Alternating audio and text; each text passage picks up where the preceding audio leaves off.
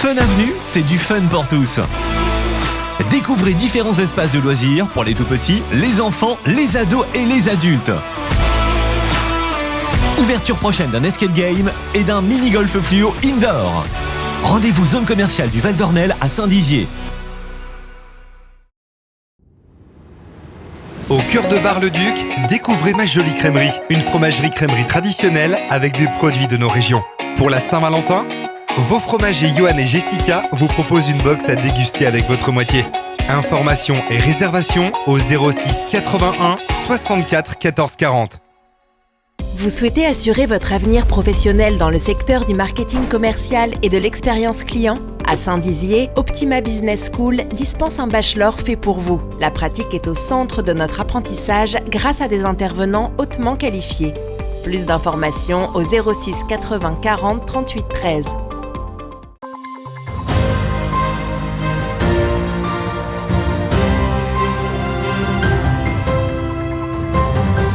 Bonsoir à tous et bienvenue dans votre 15 minutes info. Je suis ravi de vous retrouver pour cette nouvelle semaine. Tout de suite, les titres de cette édition. Le programme IMUS Santé poursuit son développement avec l'installation du premier dispositif de téléconsultation à Ligny-en-Barrois, un dispositif important pour les patients en quête de médecins généralistes. Le Souvenir Français de Saint-Dizier à l'ère du numérique. Afin de sensibiliser plus de personnes, et notamment des jeunes, le Souvenir Français Bragard s'est lancé sur les réseaux sociaux. Une réunion publique avait lieu pour dialoguer à la digue de Vassy. Le maire a rencontré les habitants qui s'opposent au projet de 8 millions d'euros. Et voilà pour les titres. Dans le cadre du programme IME Santé, le conseil départemental inaugurait officiellement son premier dispositif de téléconsultation à Ligny-en-Barrois. Avec la crise sanitaire, la télémédecine s'est développée principalement dans les zones rurales. Cette alternative pourrait répondre à la question des déserts médicaux. Un reportage de Lina Tran. La ville de Ligny-en-Barrois inaugurait officiellement son premier dispositif de téléconsultation. Une installation portée par IME Santé, un programme mené par la Meuse en partenariat avec la Haute-Marne et la Meurthe-et-Moselle. Il vise à améliorer l'accès aux soins en milieu rural grâce au numérique. Le projet d'IME Santé et de téléconsultation est important à deux titres. Le premier, c'est que c'est vraiment un caractère innovant et dans l'expérimentation, ce que nous voulons faire dans le département de la Meuse, en faire du département premier département rural innovant. Et la santé est au cœur des préoccupations des Meusiens. Et puis la deuxième, c'est répondre au manque de médecins. En présence de plusieurs personnalités, le président du conseil départemental de la Meuse a rappelé l'urgence de certains territoires face à la désertification médicale. On sort de 2 années de Covid, de confinement. On voit bien que la santé est une des préoccupations des Français, et notamment dans la ruralité où il y a une désertification médicale forte. Et le département de la Meuse, mais les élus ont mis en place des solutions, des maisons de santé pluridisciplinaires, des incitations qui sont données par l'État et des solutions innovantes comme la télémédecine. Mais pourtant, nous manquons encore de médecins et on a des situations qui deviennent critiques. Opérationnelle depuis le mois de novembre, la téléconsultation se réalise au pôle France Service. Pour l'inauguration, le président a endossé le rôle du patient. Encadré par 2 infirmières, le patient est suivi par l'un des 2 médecins généralistes basés en Meuse. Ce nouveau service est accueilli avec soulagement pour les patients et les professionnels de santé. C'est un plus, on répond vraiment à la demande des patients qui étaient en attente surtout de médecins et de consultations. C'est vraiment ciblé, c'est vraiment en priorité pour les patients qui n'ont pas de médecin traitant ou les patients qui ont un médecin traitant mais qui n'arrivent pas à avoir un rendez-vous assez rapidement par rapport à leur demande. Le programme IME Santé devrait accélérer l'utilisation de la télémédecine avec l'arrivée de 14 nouveaux sites déjà sélectionnés pour les accueillir. Ce lundi 7 février, le comité du Souvenir Français de Saint-Dizier organisait sa première réunion annuelle. Lors de ce rendez-vous, plusieurs points ont été abordés, à l'image du passeport civisme mis en place par la municipalité bragarde ou encore de l'installation des plaques commémoratives. Et en effet, le Souvenir Français contribue à la préservation du souvenir des soldats morts pour la France et participe aux commémorations et aux cérémonies mémorielles dans la ville. Durant cette réunion, l'occasion était aussi de revenir sur la création publication de la nouvelle page Facebook du comité créée la semaine dernière. Avec cette arrivée sur le réseau social, l'objectif est de toucher une plus large audience. Écoutez.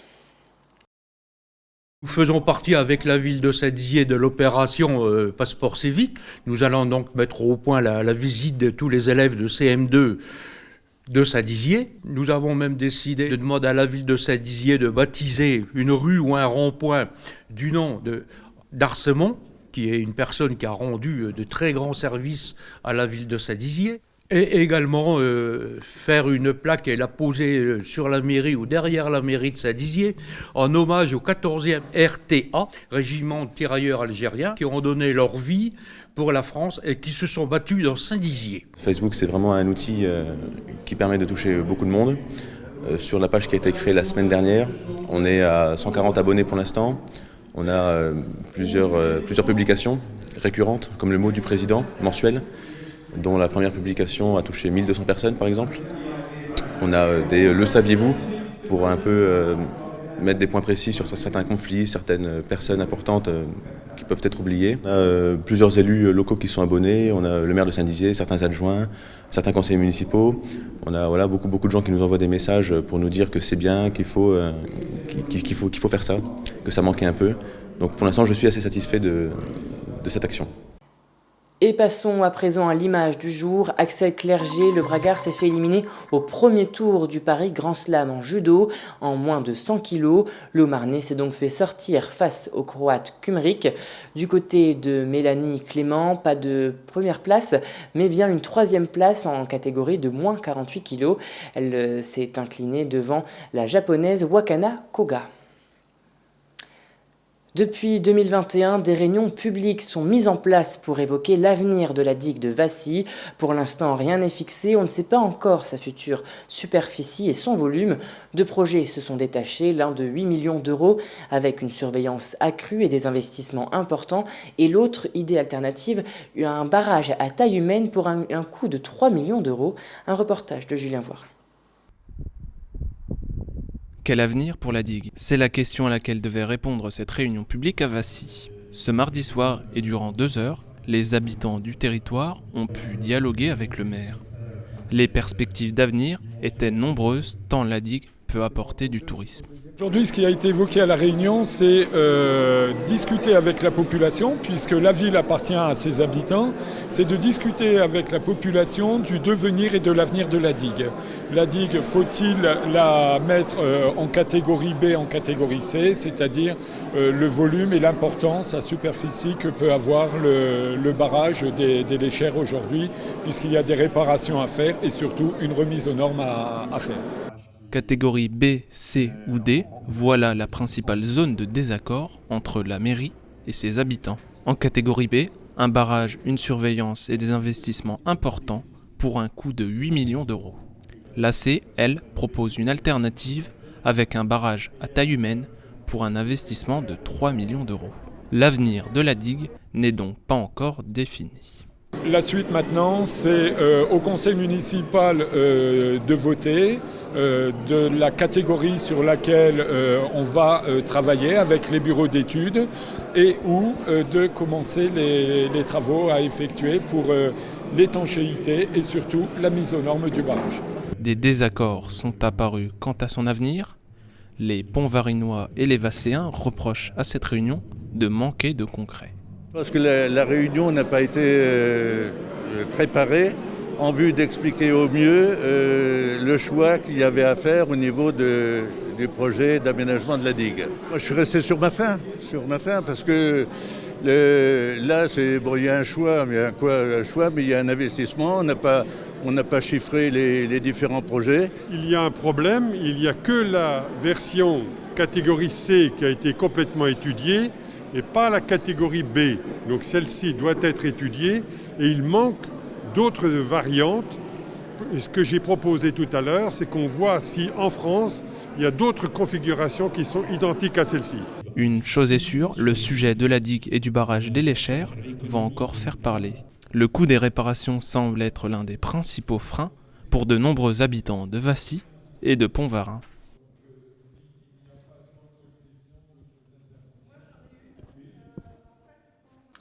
Et voilà, c'est la fin de cette édition. Merci à tous de l'avoir suivi. Dans un instant, vos prévisions météo de demain. Très belle soirée à vous. Et n'oubliez pas, l'actualité continue sur puissancetélévision.fr.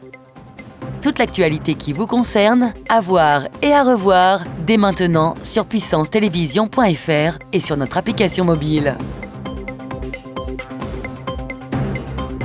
Nouveau, PTV s'installe sur TikTok. Découvre dès maintenant des sujets d'actualité décryptés et analysés par nos journalistes directement dans ton appli TikTok. Abonne-toi dès à présent pour ne pas rater nos prochaines vidéos. Puissance Télévision. Vivons l'info.